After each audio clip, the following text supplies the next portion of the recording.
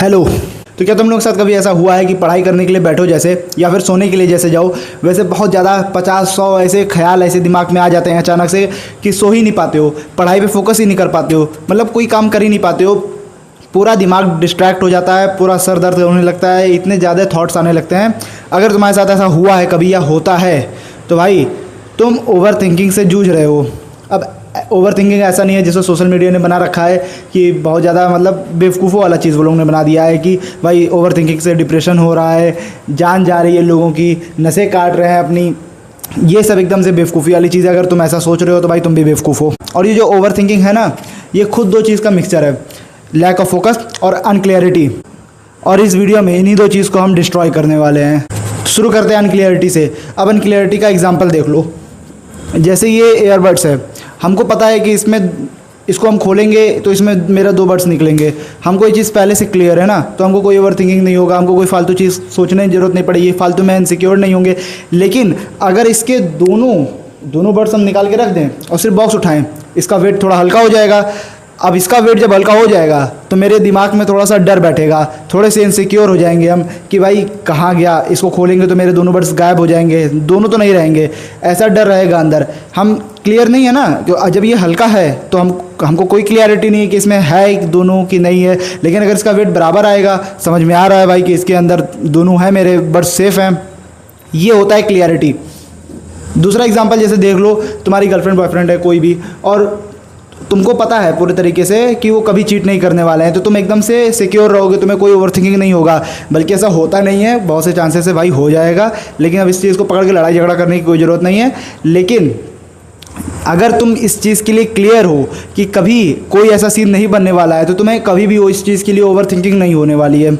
और इसीलिए ओवरथिंकिंग तुमको होती है क्योंकि तुम अपनी चीज़ों के लिए क्लियर नहीं हो, तुम खुद इनसिक्योर हो, तुम ऐसा काम कर रहे हो या फिर कुछ ऐसा काम कर चुके हो जिसके लिए तुम इनसिक्योर हो, या फिर कुछ ऐसा करना चाहते हो जिसके लिए तुम इनसिक्योर हो। तुम्हारी सबसे बड़ी प्रॉब्लम है इनसिक्योरिटी और अनक्लियरिटी।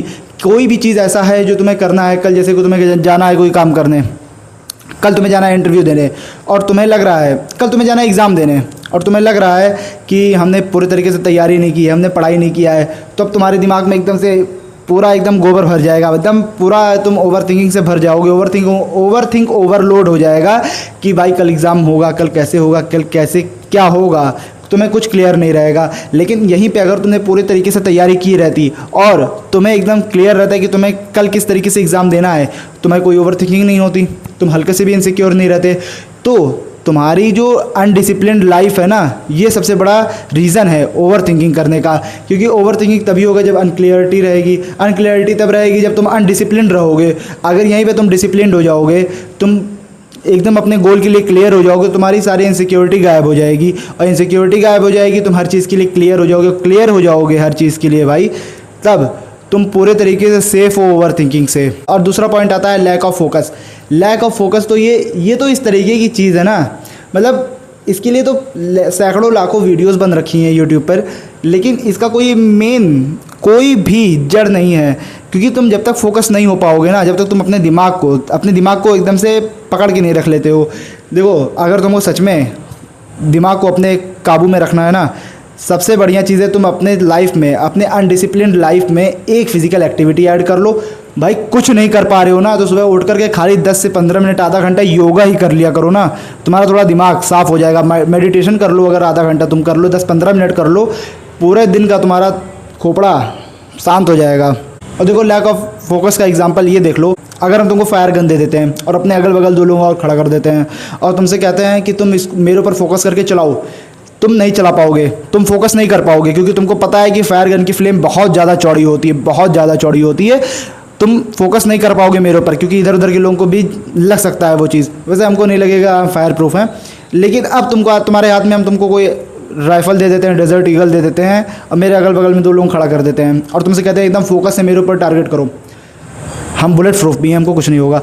लेकिन तुम अगर अब यहाँ पे करोगे, अब तुम कोई गन ले लिए और मेरे ऊपर टारगेट करोगे, तुम बहुत आराम से कर लोगे, तुम आराम से फोकस कर लोगे मेरे ऊपर, क्योंकि तुम्हारे हाथ में सही चीज़ है, सही चीज़ है, गन बहुत सही चीज़ है। फायर गन से, ये तुमको पता है, गन से तुम टारगेट लगाओगे सीधे, हमारे ऊपर टारगेट लगा सकते हो अगर ध्यान दे दोगे, लेकिन फायर गन से नहीं टारगेट कर सकते हो ना हमारे ऊपर, क्योंकि उसकी फ्लेम बहुत चौड़ी है, तुमको पहले से पता है।